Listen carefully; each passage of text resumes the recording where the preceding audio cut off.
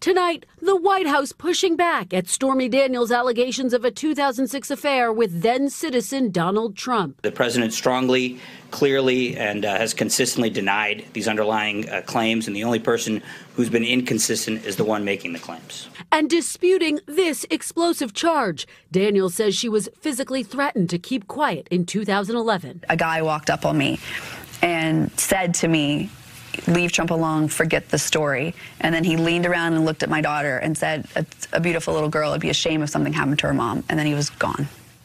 You took it as a direct threat? Absolutely. I was rattled. The president remaining silent, only tweeting this morning so much fake news, leaving it to others to take on Daniels directly. Well, the president doesn't believe that any of the claims that Ms. Daniels made last night in the interview are accurate. He doesn't believe she was threatened?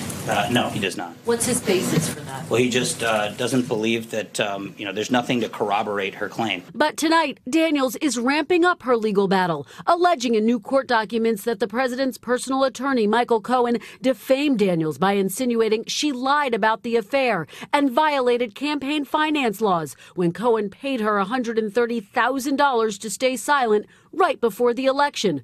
Cohen says the money came from his personal account, not the Trump campaign. A bitter back and forth with a critical legal question looming.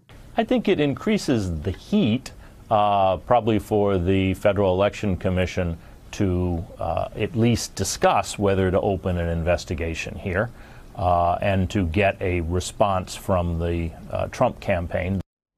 No response from the White House or Cohen about Daniels' latest court filing. Multiple current and former officials with the Federal Election Commission say it could be a year or longer before the FEC determines whether there was any campaign violation. Hey, NBC News fans, thanks for checking out our YouTube channel. Subscribe by clicking on that button down here and click on any of the videos over here to watch the latest interviews, show highlights, and digital exclusives.